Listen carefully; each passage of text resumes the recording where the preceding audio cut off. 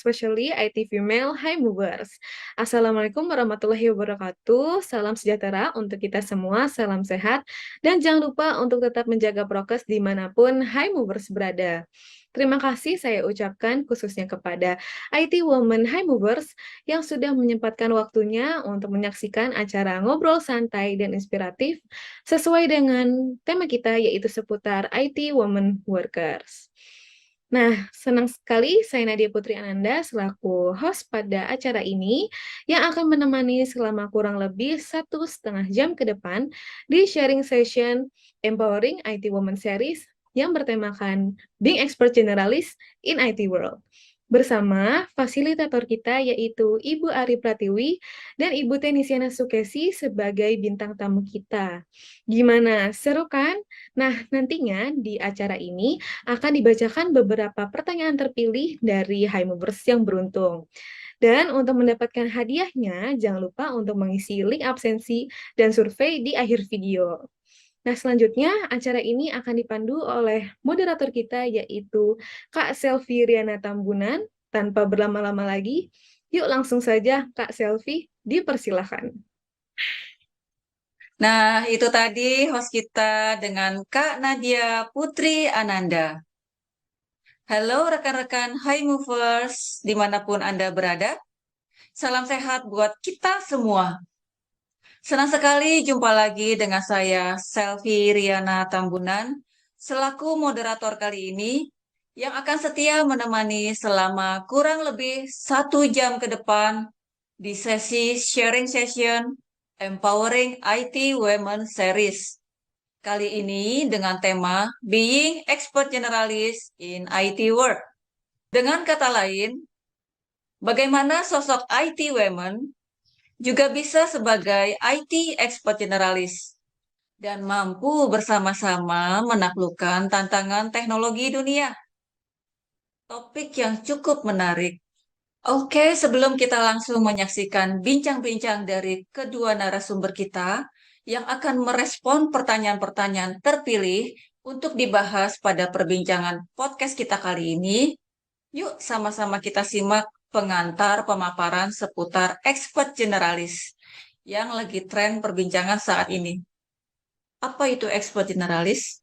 Expert generalis adalah seseorang yang memiliki kemampuan dan rasa ingin tahu untuk menguasai dan mengumpulkan pengalaman-pengalaman di berbagai bidang keilmuan, industri, keterampilan, dan sebagainya. Orang yang memiliki expert generalis dianggap sebagai orang yang spesial, lantaran mampu menghubungkan banyak ilmu dalam satu tujuan. Expert generalis. Dunia berubah dengan begitu cepat, dan saat ini ilmu pengetahuan saja tidaklah cukup. Dunia membutuhkan orang yang handal dalam banyak hal untuk memecahkan permasalahan yang begitu kompleks. Bahkan bisa dianggap expert generalis mampu menghubungkan berbagai titik menjadi sebuah pola. Bermodal pengetahuan, pengalaman, dan koneksi, seakan mampu berbuat banyak pada bidang yang sedang digeluti. Cara melihat dunianya pun berbeda dan tidaklah pragmatis, dikarenakan kaya akan ide dan terobosan baru. Insting inilah yang membuat expert generalis menjadi orang yang berpengaruh di berbagai bidang. Demikian tadi, terima kasih. Oke, sebelum kita lanjut, saya akan ajak kawan-kawan High Movers untuk mengenal lebih dekat dengan kedua narasumber kita, yaitu Ibu Tenisiana Sukesi dan Ibu Ari Pratiwi. Izinkan saya akan bacakan profil singkat dari bintang tamu kita, Ibu Tenisiana Sukesi, yang biasa dikenal atau disapa dengan Mbak Antin sebagai berikut. Mbak Antin, beliau lahir di Kota Malang. Beliau saat ini sebagai SVP Project Management Office Human Capital Services Division. Mbak Antin juga sudah banyak bergelut di dunia IT sebagai IT spesialis. Beliau mendapatkan gelar S1 Teknik Elektro di Universitas Brawijaya dan gelar S2 Computer Science di UI. Riwayat beliau di BNI juga sangat banyak, mulai dari IT Manager di Tech Division, EVP IT Procurement di PFA Division, VP atau DGM Procurement di PFA Division, GM Procurement and Fixed Asset atau PFA Division, GM e-channel, GM DGO Operation Division, dan saat ini sebagai SVP PMO di HCE Division. Nah, demikian profil singkat dari bintang tamu kita, Ibu Tenisiana Sukesi atau Mbak Antin. Baik, seperti tampak pada layar, berikutnya mari kita mengenal lebih dekat dengan ibu kita, Ibu Ari Pratiwi. Beliau lahir di kota Jakarta, saat ini beliau adalah sebagai GM IT Strategy and Architecture STI Division, dan juga sebagai Life and Career Coach. Beliau mendapatkan gelar S1 Teknik Informatika di ITB, S2 Manajemen di UI, dan S3 Ilmu Ekonomi di Trisakti. Beliau pernah bekerja di IBM Indonesia sebagai Software Client Architect CNC Technical Leader dan sebagai Account Teknologi Strategis di Microsoft. Oke, demikian tadi profil singkat dari kedua narasumber kita kali ini, yang tentunya oke banget sebagai narasumber being expert generalis in IT world. Oke, baik. Kini saatnya saya akan bacakan pertanyaan-pertanyaan yang diperoleh dari masukan kawan-kawan High Movers melalui survei form yang telah diedarkan sebelumnya. Pertanyaan terpilih yang pertama dari Kakak Diana IDV sebagai berikut. Apakah bisa menjadi IT profesional, IT expert generalis tanpa latar belakang pendidikan yang selaras, bukan dari jurusan teknis, informatika, ilmu komputer, matematika, dan sejenisnya? Bagaimana dengan komposisi perempuan sebagai IT expert generalis di lingkup IT BNI?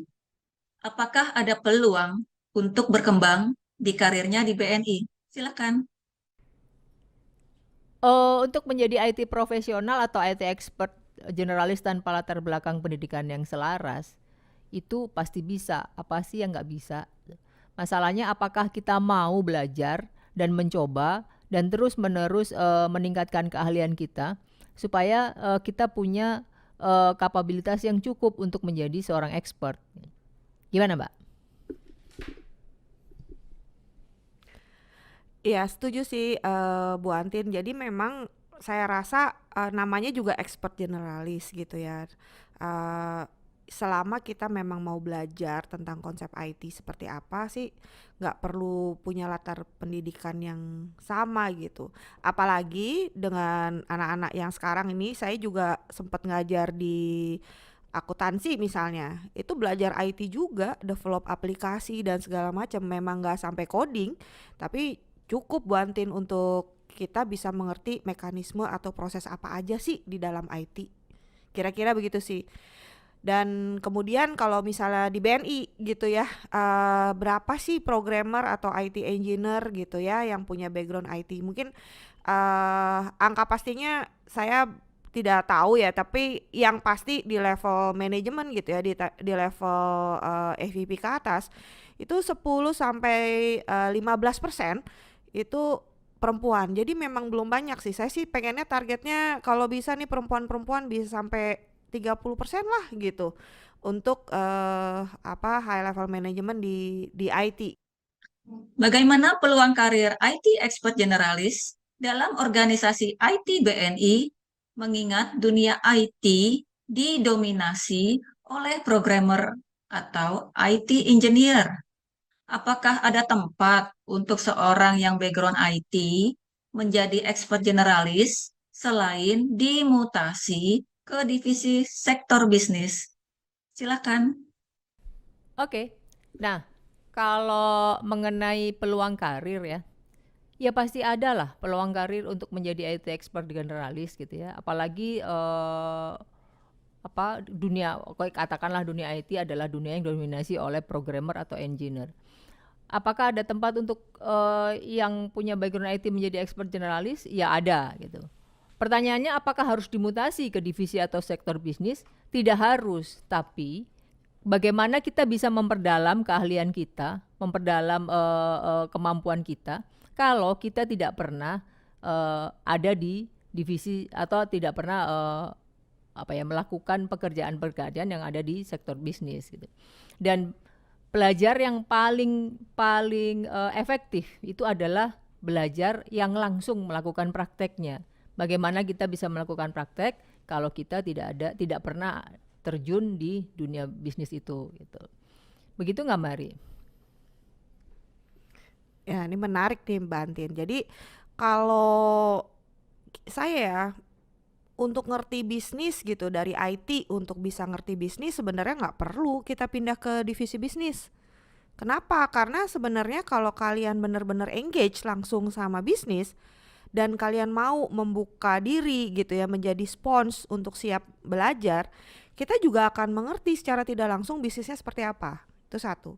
Terus kalau misalnya dari bisnis pengen pindah menjadi IT gitu, nggak perlu juga masuk ke IT sebenarnya. Kenapa? Karena di saat kita berada di bisnis, dia juga menjadi spons untuk mengerti gimana sih proses IT yang benar, bisa pakai LinkedIn Learning lah atau ikut short course apa gitu ya, dan bisa mengerti. Tadi saya cerita ya, mahasiswa saya yang akuntansi itu dia belajar bagaimana mendevelop sebuah aplikasi, dan kebayang gitu prosesnya di IT seperti apa gitu ya. Apalagi kalau misalnya kalian kuliah S2 ambil manajemen gitu, diajarin juga pasti yang berhubungan dengan yang seperti ini. Jadi either way, orang IT yang pengen ngerti bisnis atau yang bisnis pengen belajar IT, saya rasa banyak sekali tempat untuk semuanya teman-teman untuk belajar, untuk memperdalam. Yang paling penting adalah bagaimana keinginan kalian untuk belajar. Jadi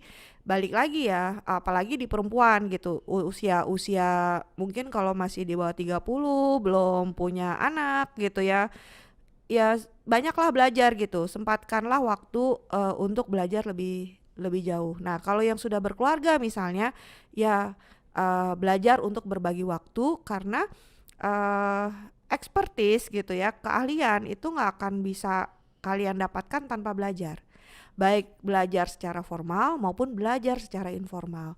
Saya rasa Bu Ante nih contoh yang bagus juga gitu ya, meskipun setelah sekian lama balik lagi ke IT, IT backgroundnya nggak hilang gitu ya, padahal dia di luar. Dan nggak mesti harus kayak Bu Antin juga mesti keluar gitu. Kayak di saya juga nggak pernah ke bisnis kok, cuman saya belajar, saya mencoba mengerti bisnis itu seperti apa, industri bank itu seperti apa. Saya belajar di BNI udah setahunan ini, saya belajar bisnis proses di bank itu seperti apa. Selama ini mungkin saya taunya teori, tapi proses ini terus belajar gitu ya, kita sama-sama belajar. Dan saya rasa dengan tadi saya sebutkan di level EVP ke atas itu 10-15%, artinya memang peluangnya cukup banyak. Apalagi saya punya target kalau bisa 40% perempuan, kenapa enggak gitu. Jadi sekarang tinggal teman-teman mau nggak gitu ke sana gitu, mau nggak berkembang di situ gitu. Kalau mau sok belajar gitu, karena peningkatan kapasitas sebagai IT itu juga perlu gitu ya, perlu yang tadi saya sebutkan. Perlunya bagaimana gini, kita nggak bisa bikin aplikasi tapi terus aplikasinya nggak dipakai. Saya dulu ingat sekali waktu saya develop aplikasi, saya bilang saya udah pernah nih develop aplikasi X gitu. Yang di challenge sama teman-teman waktu itu adalah seberapa banyak yang pakai aplikasi lo gitu. Nah kalau misalnya emang aplikasinya banyak yang pakai, artinya aplikasi yang dibuat itu udah bisa membantu bisnis. Nah kalau misalnya buat aplikasinya nggak ada yang make, ya artinya kan nggak, percuma juga jago di IT gitu, karena akhirnya aplikasinya nggak dipakai. Demikian juga aplikasinya, idenya gambarnya bagus tapi nggak diimplement, akhirnya ada nggak yang make? Ya gimana, boro-boro mau make jadi juga belum gitu ya. Jadi memang akhirnya sih both side, jadi bisnis yang ngerti IT yang ngerti bisnis, itu kita sama-sama bisa melakukan kontribusi terbaik buat BNI gitu. Bu Antin ada yang mau tambahin nggak, Mbak? Ya, setuju. Berarti tadi saya ngelihat dari sisi saya ya, bahwa saya bisa menjadi lebih baik atau lebih tahu tentang kondisi bisnis setelah saya keluar gitu. Tapi Bu Ari bilang bahwa kalaupun kita di dalam dan kita mau tahu detail bisnis pada saat kita mau mengembangkan produk atau pada saat kita sedang melakukan mendetailkan user requirement, itu juga sama, kita juga bisa belajar. Dan di situ atas dua hal tersebut hasilnya harusnya sama kalau kita punya keinginan untuk melakukannya dengan sungguh-sungguh, belajar detail, dan kemudian mengimplementasikannya dengan baik gitu. Bagaimana meningkatkan kapasitas diri sebagai IT expert generalis perempuan agar tetap memberikan kontribusi terbaik bagi perusahaan? Apakah output atau hasil atau kontribusi yang terlihat dari sosok expert generalis hanya berupa hasil terobosan inovasi saja, atau yang tidak terlihat di belakang layar seperti sebagai problem solver solution saja? Silakan.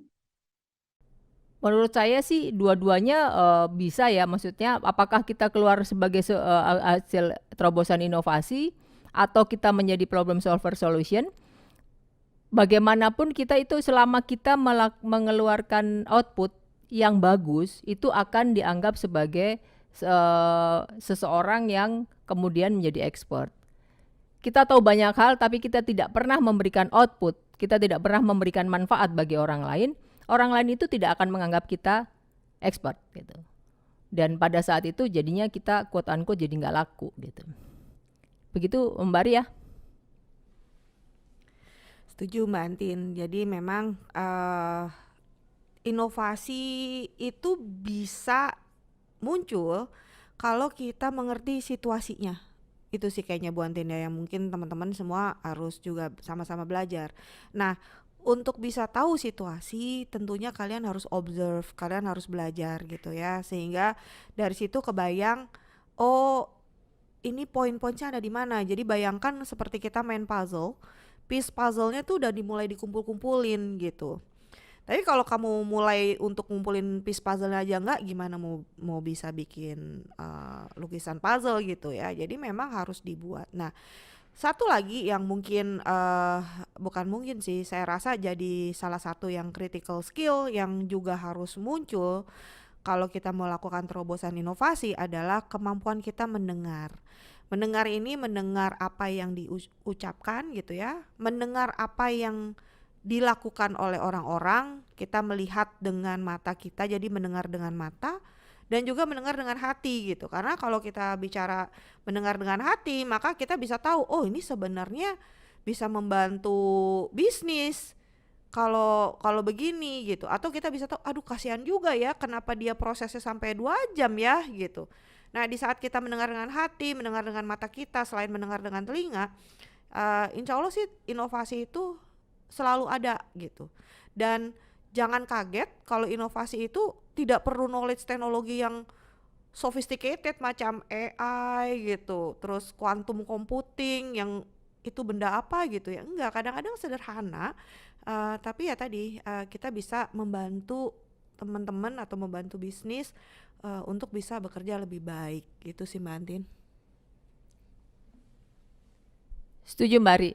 Intinya sih memang harus terus belajar, kemudian menghasilkan output yang baik untuk sekitar kita supaya kita bisa semakin hari semakin menonjolkan expertise kita. Berikutnya pertanyaan dari Kakak Dewi STI sebagai berikut. Kiat-kiat apa saja agar menjadi expert generalis? Bagaimana caranya agar menjadi expert generalis? Dan apa yang perlu dipersiapkan? Untuk situasi dan kondisi BNI saat ini, apakah plus minus untuk memilih apakah lebih menjadi seorang spesialis atau expert generalis sebagai pegawai di sektor IT? Silakan. Oke, sekarang apa sih kiat-kiatnya ya untuk bisa menjadi seorang expert generalis? Saya mungkin mulai dulu, apa sih bedanya spesialis dengan expert generalis gitu ya, at minimum my own point of view gitu. Saya tuh percaya bahwa skill kita itu bentuknya T-shape, jadi T-shape seperti ini. Nah, T yang bawah yang menancap ke tanah ini sebenarnya semakin dalam, semakin panjang dan semakin tebal, itu artinya dia akan spesialis. Nah, T yang di atas, yang horizontal, ini semakin tipis dan semakin memanjang, itu dia semakin generalis. Nah, keduanya tentu harus dilatih, hard skill maupun soft skill. Nah, to become an expert generalis, at minimum teman-teman harus punya satu skill set khusus. Bayangkan ini seperti paku gitu ya. Kalau nggak ada yang vertikalnya, gimana bisa nancep gitu. Jadi memang harus punya foundation, apapun itu. Kalau kayak saya gitu, mungkin di application development. Tapi application development yang mana? Nah, saya itu spesialisnya di integration. Jadi kalau bicara multiple system, how to connect each other, pilihannya apa aja, pro and cons, decisionnya seperti apa, insya Allah saya bisa jawab gitu. Nah, ada juga mungkin yang expertise-nya benar-benar di application development gitu. Tahu kapan harus pakai coding yang object oriented atau non object oriented gitu ya. Nah, itu application specialist. Nah, kalau cuman ininya aja gitu ya, vertikalnya aja tanpa T, tanpa yang horizontal, maka dia juga nggak bisa dapat put in the context gitu. Ini tuh mau dipakai untuk apa? Mikirin dirinya sendiri, nggak tahu gunanya untuk, tadi kita udah bahas kan di sesi yang sebelumnya. Jadi memang kita butuh knowledge yang generalisnya. Nah, the more generalist you are gitu ya, maka view-nya akan semakin luas. Tapi waktu kita kan sama-sama 24 jam. Ya, dan kita juga bukan Tuhan gitu ya, kita manusia, kita pasti harus memilih mana yang paling nyaman buat kita. Beberapa orang menganggap bahwa saya spesialis sudah cukup dan saya nggak perlu jadi expert generalis, karena dia merasa dengan knowledge yang dia ada sekarang dia sudah cukup happy dan dia merasa dia sudah bisa berkontribusi. Tapi bagi sebagian orang yang lain, tentunya di-expect kita juga bisa crossing, karena dengan crossing harapannya ada penyambungnya gitu ya, penyambungnya. Nah, balik lagi kalau dari jawaban seperti itu, menjadi expert generalis gimana? Ya siap untuk bisa menggunakan berbagai macam bahasa. Bayangkan aja kalian seperti ahli ini, saya lupa istilahnya apa ya Mbak Tin, yang punya jago multiple languages gitu ya. Poli apa gitu, saya lupa. Nah, dia bisa komunikasi dengan berbagai orang dengan berbagai jenis bahasa, tapi konteksnya sama. Nah, kita butuh orang-orang seperti ini. Untuk apa? Untuk merangkum semua berbagai tipe orang tadi yang maunya spesialis saja, atau dia comfortable menjadi spesialis. Kalaupun dia ada T-shape-nya tuh kecil, tipis, terus pendek gitu, nggak lebar gitu ya. Nah, ini perlu yang T-shape yang besar. Nah, terus kalau ditanya, oh kalau gitu bisa nggak kita T yang bawahnya itu pendek aja, terus yang ininya lebar banget? Ya sama seperti paku ya, jatuh juga gitu kan, terlalu besar. Memang saya sih untuk IT expert generalis, saya strongly suggest teman-teman harus expert di satu, habis itu kalian boleh expand. Tapi jangan terlalu kecil, terlalu tipis, terus udah langsung melebar gitu ya, karena takutnya nggak stabil foundationnya. Jadi itu sih kalau dari saya. Kalau Mbak Antin? Saya setuju Mbak. Saya setuju seperti yang Mbak Ari sampaikan, bahwa untuk menjadi seorang expert generalis itu harus expert dulu gitu. Expertnya itu maksudnya kita memilih untuk expert di mana gitu. Yang mungkin awalnya bisa jadi pengennya jadi spesialis, tapi dalam perjalanannya ternyata saya bisa kok dengan apa yang saya miliki sekarang, expertise yang saya miliki sekarang, saya juga bisa jadi generalis gitu. Makanya judulnya jadi expert generalis gitu. Nah, Di BNI gimana gitu, di pegawai di BNI atau di sektor IT gimana? Ya bisa saja gitu, nggak ada masalah gitu. Plus minusnya sebenarnya kalau menurut saya plus dan minusnya itu tergantung dari bagaimana kita melihatnya gitu ya.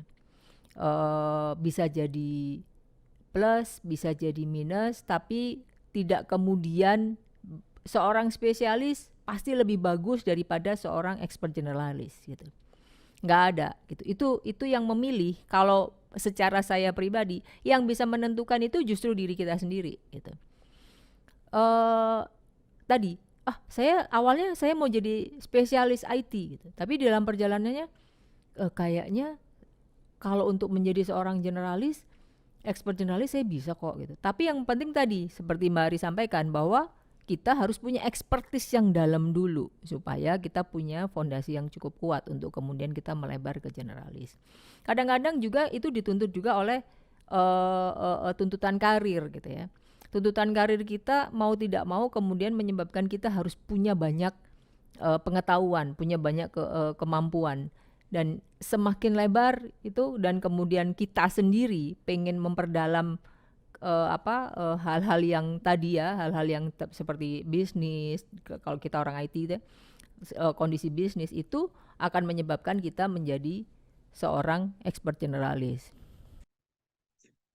Oke, saya akan bacakan pertanyaan berikutnya dari Kakak Farda STI.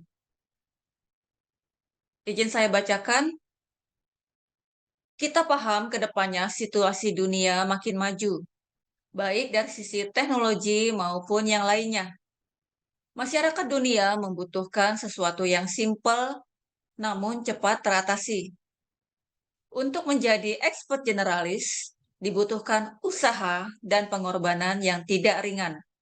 Pertanyaannya, pertama, apakah orang yang malu untuk bicara atau gagap, apalagi demam panggung, bisa menjadi seorang expert generalis?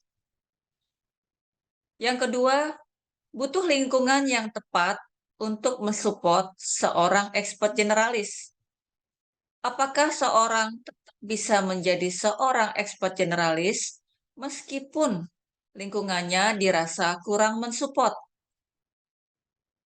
Yang ketiga, faktor terpenting apakah yang dibutuhkan oleh seseorang agar bisa menjadi expert generalis selain rasa lapar akan ilmu pengetahuan?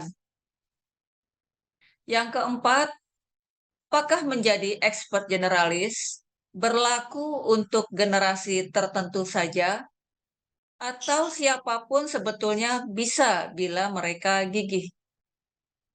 Demikian, silakan. Apakah orang yang malu untuk bicara, gagap, apalagi dengan panggung bisa menjadi seorang expert generalis? Why not? Gitu. Pasti bisa lah gitu. Masalahnya kan kalau kita menganggap bahwa malu bicara atau gagap itu atau demam panggung itu sebagai suatu kekurangan gitu. Kenapa kita tidak belajar untuk menutupinya atau memperbaiki kekurangan itu? Banyak sekali hal kok yang bisa kita pelajari. Kita belajar kenapa sih kok kita malu? Kenapa gitu. Orang biasanya malu karena apa? Karena merasa dirinya kurang kompeten gitu. Ya, kita yakinkan aja bahwa diri kita memang cukup kompeten. Kalau belum, belajar lagi untuk bisa kompeten. Demam panggung juga sama. Kenapa gitu? Karena kita merasa bahwa kita tidak punya cukup kapabilitas atau kita tidak terbiasa merasa nanti takut begini nanti ya. Ketakutan itu dihilangin aja. Dan tiba-tiba gitu. Bisa jadi tiba-tiba karena kita sedang ingin menutupi atau memperbaiki kekurangan-kekurangan tadi, kita punya banyak kemampuan. Tiba-tiba kita jadi jagoan komunikasi. Kita tiba-tiba jadi jagoan untuk public speaking gitu. Karena apa? Tadi awalnya kan hanya untuk merubah diri kita ya, untuk memperbaiki diri kita. Nah, kalau kemudian kita punya banyak ilmu, ternyata kita bisa loh jadi seorang expert generalis. Nggak ada yang nggak bisa kok. Saya yakin tidak ada yang tidak bisa di dunia ini kalau kita mau belajar. Terus kalau masalah apakah lingkungan dianggap kurang mensupport ya. Apakah di BNI itu kurang mensupport? Kayaknya enggak ya, gitu. Menurut saya enggak gitu. Tidak ada satupun rules atau satupun ketentuan yang melarang kita untuk menjadi seorang expert generalis. Tapi bahwasanya mungkin kesempatannya tidak banyak, ya kita pandai-pandailah kita untuk mencari atau mengisi kesempatan yang kecil itu gitu. Jadikan itu challenge aja buat kita. Kok kayaknya jadi expert generalis di tempat kita bekerja sekarang kurang ini ya, kurang kelihatan ya gitu. Yang kelihatan adalah mereka-mereka yang memang spesialis gitu. Masa sih gitu? Kalau saya merasa enggak lah. Kalau kita bisa menunjukkan bahwa menjadi seorang expert generalis itu ada sesuatu yang memberikan manfaat, dan yang pasti adalah kita harus belajar untuk menunjukkan atau kita harus pandai menunjukkan outputnya gitu. Jadi jangan sampai dibilang tadi seorang generalis itu tahu banyak hal atau tidak tahu apa-apa gitu. Enggak lah, seorang generalis harus tahu banyak hal, makanya expertlah di salah satu atau expertlah di beberapa tempat. Maka kita menjadi expert generalis. Bukan generalis yang tidak tahu yang seolah-olah tahu banyak hal tapi sebenarnya tidak tahu apa-apa gitu. Itu kalau dari saya, Mbak Ari. Statement Mbak Antin menarik nih. Kita diskusi tadi ya di sepanjang jalan gitu. Jadi setuju. Jadi kalau misalnya kita bicara tentang expert generalis, jangan lupa kita expert gitu ya. Satu kata depannya adalah expert dulu gitu. Jangan sampai kita tuh generalis sampai kita nggak tahu foundation apa-apa. Itu yang mungkin perlu hati-hati. Jadi artinya selama kita memang expert dan kemudian menjadi generalis gitu ya, saya rasa sih semua orang akan mensupport gitu. Bahkan eksistensi orang-orang ini dalam tanda petik juga semakin luas. Artinya probability dia untuk bisa ke divisi yang lain, probability dia untuk bisa mengerjakan yang lain itu juga semakin luas. Selama tidak meninggalkan the core-nya ya. Tadi saya T-shape-nya, vertical T-nya itu and make sure aja kita kuat di situ. Itu ya. Jadi jangan pernah ragu untuk terus berkembang gitu, dan semua pilihan expert generalis bagus, expert spesialis juga bagus gitu. Jadi selama kita bisa berkontribusi di skill kita masing-masing untuk organisasi ini, saya rasa tidak akan ada yang tidak mendukung gitu ya. Dan kembali lagi, apakah ini berlaku untuk generasi muda aja? Enggak juga sih. Atau generasi tua aja enggak juga gitu. Jadi saya sih termasuk orang yang percaya belajarlah hingga maut menjemput gitu. Jadi enggak ada rasa, enggak perlu berhenti belajar gitu. Dan kita bisa banyak belajar kok dari pengalaman orang lain, yang sifatnya informal atau formal gitu, bebas aja. Saya pernah punya teman, saya kuliah gitu ya, umurnya udah 70 tahun dan gak ada masalah, dan dia bisa memasukkan ilmu dia yang sebelumnya di area logistik ke ekonomi. Menarik Mantin. Apakah ada kekurangan atau kelemahan dari seorang expert generalis? Contoh kekurangannya misalnya seperti apakah? Atau expert generalis memang tidak ada kekurangan baik buat dirinya sendiri maupun lingkungan sekitarnya? Apakah sebetulnya saat ini memang jadi tuntutan di zaman now untuk expert dalam banyak hal yang berbeda? Silakan. Kalau kekurangan atau kelemahan dari seorang expert generalis itu ada nggak ya? Pasti ada lah gitu. Tidak ada satupun apa ya namanya profesi atau apa yang tidak punya kekurangan. Tapi contoh kekurangannya misalnya apa ya? Misalnya bahwa karena kita ini menjadi seorang expert generalis, maka kita jadi akan punya banyak hal yang harus kita kerjakan gitu. Semakin generalis atau semakin expert kita, maka tuntutan dari lingkungan sekitar kita pasti akan lebih tinggi. Nah, untungnya kita ini saya terutama gitu ya dan Mbak Ari adalah bahwa kita sebagai seorang perempuan itu memang secara struktur otaknya memungkinkan untuk melakukan pekerjaan dengan multitasking gitu. Nah, kalau kita terbiasa dengan multitasking, maka kekurangan-kekurangan atau kelemahan atau apapun tadi itu menjadi sesuatu yang tidak tidak tidak susah untuk diselesaikan atau tidak susah untuk tutupi gitu ya. Jadi terus kemudian bahwa apakah semakin kesini tuntutan makin banyak, ya iyalah gitu. Tuntutan di zaman now itu berbeda dengan zaman dulu, tapi kondisi zaman now juga berbeda gitu. Saat ini kita punya banyak sekali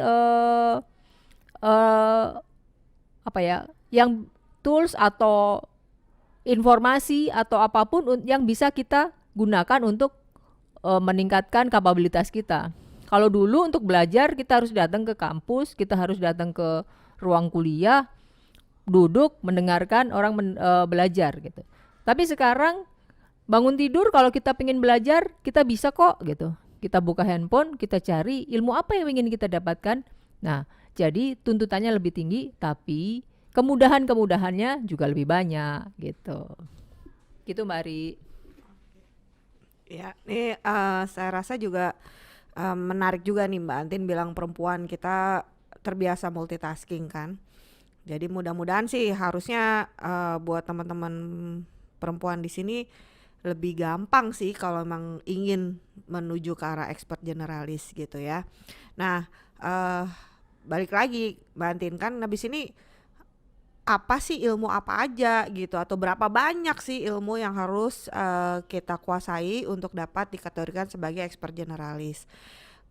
Tidak ada aturan baku gitu ya berapa ilmunya gitu, berapa jumlah ilmunya. Tapi mungkin pertanyaan yang paling utama adalah seberapa kita bisa mengkorelasi ilmu-ilmu itu.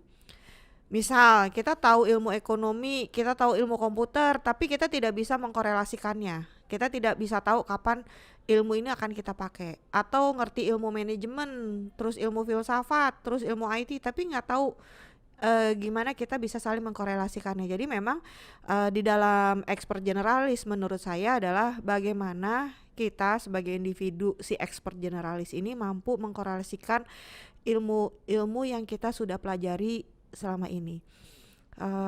Eksperimen itu nggak pernah bohong. Jadi dan eksperimen tidak berarti semakin tua semakin experience, nggak juga gitu ya. Ada yang usianya muda tapi experience-nya banyak karena selain dia juga belajarnya banyak dan dia juga mempraktekannya banyak gitu. Ada yang lebih tua udah mau pensiun tapi yang dia kerjakan itu lagi. Jadi nggak melulu ya. Jadi ini mungkin saya mesti kasih disclaimer juga gitu buat ini yang baru masih muda-muda, silakan kuasai ilmu sebanyak-banyaknya, praktekkan ilmunya, dan insya Allah sih harusnya menjadi seorang expert generalis menjadi sangat-sangat mungkin gitu ya.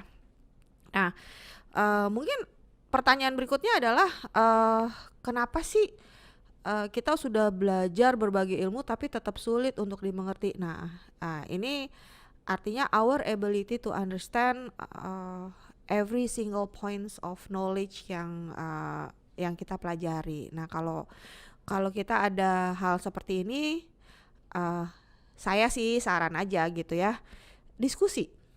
Sometimes kita butuh teman untuk diskusi, untuk nge-break semua puzzle-puzzle yang ada di kepala kita gitu.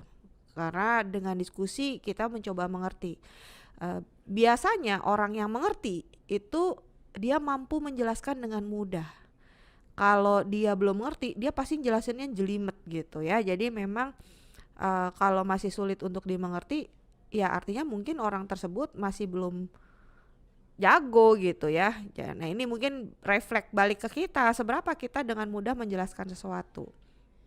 Dan seberapa penting gitu ya expert generalis. Saya rasa tadi kalau Mbak Antin cerita di zaman now gitu, ya memang cukup banyak. Kenapa cukup banyak? Nih my personal view, Karena ilmu kita, jumlah keilmuan yang dipelajari 20 tahun yang lalu sama jumlah keilmuan yang dipelajari di tahun ini itu bedanya jauh gitu. Kayak dulu belajar ilmu komputer ya cuman ilmu komputer aja, paling dipisah. Komputer hardware atau komputer software. Sekarang udah macam-macam. Komputer software ada application development, ada manajemen information system, ada IoT, ada apa namanya AI, data science, banyak sekali gitu. Jadi memang eh, makin lama memang ilmu itu tadi tancepan T-shape-nya tadi yang vertikalnya jadi banyak sekali pilihannya gitu. Dan eh, sejatinya untuk menggabungkan tadi beberapa itu menjadi yang lebih baik, harapannya memang the more expert generalis juga dibutuhkan. Itu sih kalau dari saya. Nah, mungkin untuk berikutnya bagaimana menumbuhkan keinginan dan semangat untuk menguasai dan mengumpulkan pengetahuan. Uh, saya mungkin bisa bilang, nanti Mbak Antin boleh tambahin ya Mbak. Keinginan untuk belajar itu datang dari diri sendiri. Selama kita merasa bahwa kita itu belum jago ya, kita pasti akan terus belajar. Itu satu. Jadi saya sendiri sering merasa bahwa saya semakin banyak belajar, semakin saya tuh merasa paling bodoh gitu. Karena ya Allah saya belum ngerti ini, ya Allah saya belum ngerti itu gitu. Jadi banyak sekali yang saya terus-menerus belajar. Nah, ada satu lagi rumusnya sebenarnya, bagaimana kita juga siap untuk belajar. Belajar tuh saya anggap sebagai sponge gitu ya. Sponsnya kalau udah terisi air penuh, gimana mau nyerap air lagi, udah nggak mungkin. Jadi akhirnya memang saya selalu menganalogkan dengan sponge. Jangan lupa sponsnya diperes. Diperes untuk apa? Caranya dengan ngajarin orang, ngasih sharing informasi, membuat orang juga mengerti gitu ya. Kalau bisa lebih pintar dari saya gitu yang ngajarin. Nah, jadi kita selalu akan punya ruang kosong untuk menyerap ilmu gitu. Itu jadi mungkin dua tips and tricks kalau saya ingin terus bersemangat belajar. Kalau Mbak Antin gimana? Mbak Ari luar biasa gitu ya. Punya spons yang kemudian harus diperas pada saat sharing. Kalau saya setuju itu, tapi satu hal yang saya tekankan di dalam kepala saya gitu setiap kali saya belajar itu adalah jangan pernah merasa kita sudah pinter. Once kita merasa sudah pinter, ya udah pinter kok, ngapain belajar lagi gitu. Karena saya setuju sekali sama Mbak Ari, semakin kita belajar sesuatu, kemudian kita akan merasa bahwa ilmu itu luas banget ya gitu. Ilmu itu banyak banget ya gitu. Dan yakinlah bahwa tidak ada satupun ilmu yang kita pelajari itu yang tidak bermanfaat, walaupun tidak langsung gitu. Walaupun mungkin cerita tentang siapa ya, cerita tentang Steve Jobs, bagaimana dia belajar tentang dia masuk ke dalam satu kelas belajar tentang kaligrafi gitu ya, kaligrafi apa sih namanya itu yang membuat huruf bagus itu. Nah waktu itu dia berpikir bahwa orang mungkin berpikir ngapain belajar itu gitu, tapi setelah di kemudian hari dia mengimplementasikan ilmu yang dia pelajari itu di ciptaannya gitu, sehingga Apple punya tulisan bentuk-bentuk huruf yang bagus. Itu yang pernah dia ceritakan gitu. Nah sama, kita juga semua pasti akan mengalami hal-hal itu. Belajarnya ngapain sih kita belajar beginian gitu. Ternyata setahun kemudian, 2 tahun kemudian, oh iya ya, kok saya bisa tahu tentang itu ya, kapan saya belajarnya gitu. Nah, hal-hal itu yang kemudian membuat kita jangan membatasi diri untuk belajar itu. Karena yakinlah bahwa semua ilmu yang kita pelajari pasti ada manfaatnya. Berikutnya pertanyaan dari Kakak Setiawan E. Bagaimana kesan dan pesan narasumber selama berproses menjadi expert generalis? Silahkan. Kalau ditanya kesan dan pesannya, saya mau menjelaskan dulu kenapa kemudian kita menjadi seorang expert generalis. Jadi latar belakangnya awalnya memang sering kali, atau saya sendiri terutama, itu awalnya pengennya jadi seorang spesialis gitu. Seorang spesialis IT gitu ya, yang belajar banyak tentang IT, tapi ternyata dalam perjalanannya, karena saya punya banyak kesempatan untuk belajar, dalam hal ini secara karir saya diputer di beberapa kelompok ya, ini di IT ya. Itu kemudian menyebabkan saya merasa bahwa ternyata semakin banyak hal yang kita tahu, semakin banyak hal yang kita pelajari, semakin banyak kita punya kesempatan untuk bekerja dengan orang lain, belajar dengan orang lain, berdiskusi dan berkomunikasi dengan orang lain, maka kita itu akan tahu banyak hal. Kemudian perjalanan berikutnya adalah saya mencoba untuk keluar dari, bukan mencoba sih, ini ditunjuk untuk keluar dari IT. Terus harus belajar, namanya juga sudah keluar gitu ya, harus belajar banyak hal, belajar hal-hal yang sama sekali mungkin tidak ada kaitannya dengan IT. Dan terus kemudian, tapi tadi karena saya sudah punya background IT, sudah merasa bahwa saya adalah seorang pengen jadi IT spesialis, maka generalisnya adalah tetap berangkat dari ilmu ke-IT-an tadi gitu ya. Nah, kalau latar belakangnya. Terus kalau kemudian perkembangannya apakah lebih enak jadi expert generalis atau spesialis, ya itu pilihan aja gitu. Itu pilihan aja. Kalau saya, karena saya punya kesempatan dan kemudian saya merasa bahwa ini adalah sesuatu yang menguntungkan bagi saya, ya saya kembangkan diri saya untuk menjadi seorang expert generalis. Gitu sih rasanya, kesannya ya menyenangkan gitu. Karena kemudian di dalam perjalanannya saya menjadi seorang expert generalis gitu. Itu kalau dari saya begitu, Mbak Ari. More or less sama sih, Mbak Antin. Jadi saya juga mulai sebagai spesialis, cuman memang pada waktu itu spesialisnya agak unik karena teknologinya waktu saya masuk itu internet baru booming gitu. Jadi banyak expert sebelumnya nggak ngerti tentang internet. Jadi saya lumayan jadi resources gitu ya, sources untuk belajar tentang